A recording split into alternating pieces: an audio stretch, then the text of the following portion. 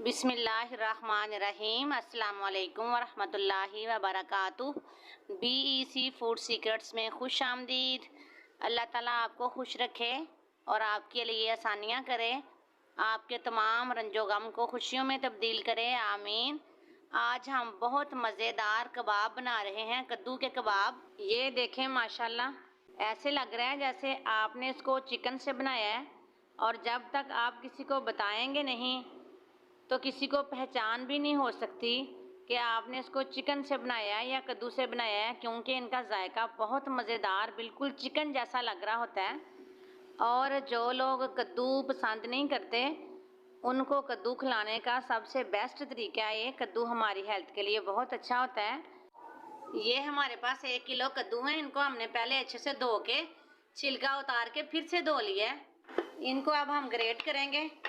ये देखें कितना बारीक ग्रेटर है ये हमारे पास, इसके साथ ग्रेट कर लेंगे। इतना बारीक ग्रेट हुआ है ये, जैसे सवैयाँ होती है ना वैसे का लग रहा है। इस तरह का हम ग्रेट कर लेंगे इसको सारे को। ये देखें हमने ना सारे कद्दू को ग्रेट कर लिया।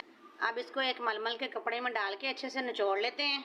ये हमने कद्दू को अच्छे से निचोड़ लिया। ये देखें बिल्कुल ड्राई हो गया है। ये 2 अदद प्याज लिए थे मैंने, उनको चॉप करके इनको भी अच्छे से निचोड़ लिया है। ये भी इसके अंदर डाल लेते हैं। और ये मेरे पास टमाटर थे 2 अदद, इसके अंदर से मैंने बीजों को रिमूव कर दिया है और इनको भी बारीक बारीक काट लिया है। ये भी इसके अंदर जाएंगे। ये मेरे पास थोड़ी सी बंद गोभी थी, इसको भी मैंने ग्रेट कर लिया है और निचोड़ लिया है।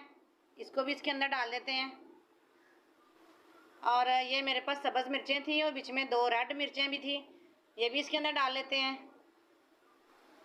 ये इतने मज़ेदार कबाब बनेंगे। वैसे तो कोई कद्दू को खाता नहीं है, लेकिन कबाब आपसे मांग मांग के खाएंगे, कहेंगे और दे दें, बहुत मज़े के लग रहे हैं। और ये थोड़ा सा खुश्क धनिया,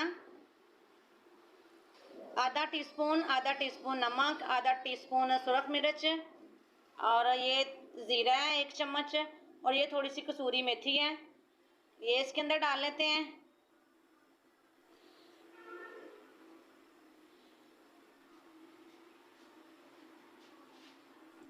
इन तमाम चीज़ों को एक बाउल में डाल लेते हैं, खुले बर्तन में, ताकि ये अच्छे से मिक्स हो सकें। इसके अंदर 4 चम्मच बेसन डाल देते हैं।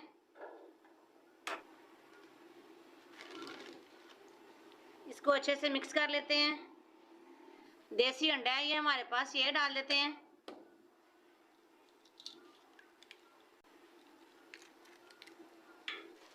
अंडे को भी अच्छे से मिक्स कर लेते हैं। फ्राइंग पैन के अंदर हमने घी डाल के चूल्हे के ऊपर रख दिया है।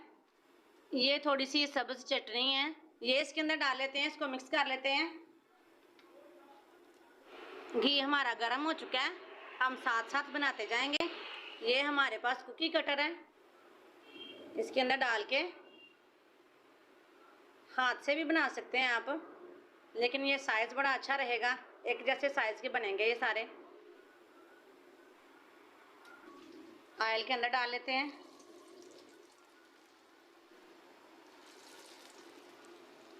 चूल्हे की फ्लेम को मीडियम टू लो रखना है।